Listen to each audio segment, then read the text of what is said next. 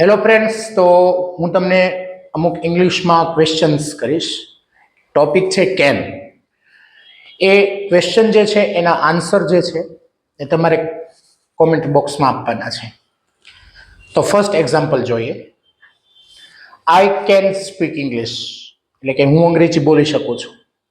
અને તમે શું બોલી શકો છો? And what can you?